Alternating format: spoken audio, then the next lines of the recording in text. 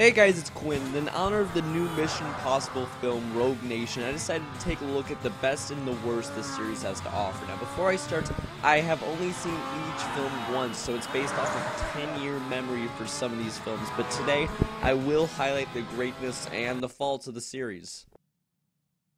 Mission Impossible, the first film in the series, was amazing because of how it kept throwing so many ballsy and complicated stunts, storyline, and just motives at once, whether it be the now infamous scene when Ethan Hunt has to steal the agents list, or simply the first scene in the movie when everyone is murdered. This film for me is comparable to Dr. No for the Bond series, because even though this isn't the best Mission Impossible film, just like how Dr. No isn't the best Bond film, both those films have laid a perfect template for the films to come. Mission Impossible was a great film in general, though, because even though no one on the planet could retell the story in detail after only seeing it once, which is my MO, it's like a good book in that there are distinct moments in the film that are just mind-blowing. And for me, that perfectly sums up Mission Impossible 3. I will admit I have not seen this film in, 10 years or so I can barely tell you anything about the film, but the moments that stand out are ones to remember, whether it be the batshit crazy ending where Ethan Hunt basically kills himself, which, spoiler alert, Rogue Nation has a great throwback to, or the incredibly creepy, powerful villain Philip Seymour Hoffman, who we can all agree was the best villain in the series so far. This film has it all, although it's kind of amazing that Tom Cruise could disguise himself as Hoffman. From what I recall happening in this movie, it's a really fun film that for me elevates the drama that was the original Mission Impossible film.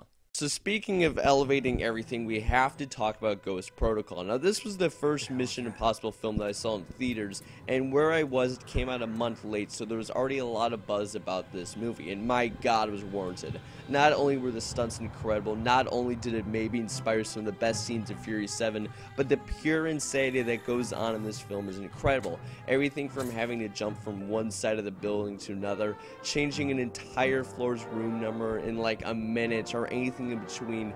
This film has it all. The cars are awesome, the stunts are even more amazing, and the fact that Tom Cruise actually scaled the Burj Dubai, well, it speaks for itself. Of course, every time one brings up the grandness in the Mission Impossible series, I like to bring it home by talking about everyone's favorite, Mission Impossible 2. Now, I actually watched this film right before seeing Rogue Nation, just to lower my expectations to a flat line, because there's really nothing to this film. Sure, the motorcycle chase is fun enough, but you could just as easily watch The Great Escape, a 60s World War II movie, and find just as good a motorcycle chase. So besides that, there's really not much to this. Sure, the de facto Bond girl is great for what she has to do, and the horse race scene was pretty suspenseful, but honestly, this just reminded me of the disfigured love child of Moonraker and Goldeneye.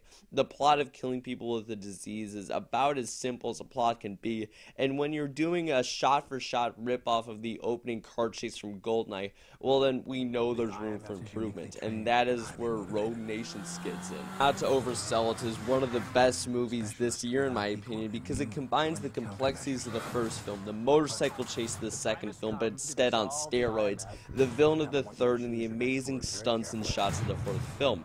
This is really the film that sort of meshes and ties all the other ones together. Not only do I think it's the best film in the franchise, but also the best Mission Impossible-esque film. It has every aspect of the other films that I mentioned. The fake face use in this film is on point, and when it happens, it's awesome. And the subtle homages to the other films are slick, but they're not distracting, which is perfect. I distinctly think that the opera scene was the best in the film, because it really puts you in Ethan Hunt's shoes, and you yourself have to decide, what needs to be done to save as many people as possible. It's just a fun little bit.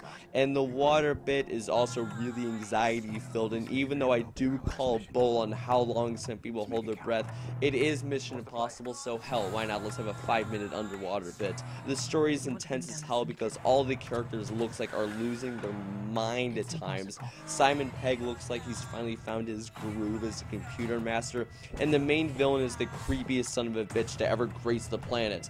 Of all the Mission Impossible films, I genuinely believe this to be the best. And god, if the trailer alone doesn't sell you in the film, then I don't know what will. So overall, I really did like all the Mission Impossible films. Well, number 2 is okay, but the rest are all very fun. If I had to rank it worst to best, I would go 2, probably 3, but I can't remember it well, so let's just skip it. 1, then Ghost Protocol, and then by far my favorite is Rogue Nation. I'm not saying that is how good they are, that's just how much I like it. So how about you? What is your ranking of the Mission Impossible films? What do you think of Rogue Nation? Whatever it may be, leave in the comment section below. And as always, like, share, comment, subscribe. If you enjoyed this video and want more movie content, be sure to subscribe, and I'll see you guys next time. Ciao.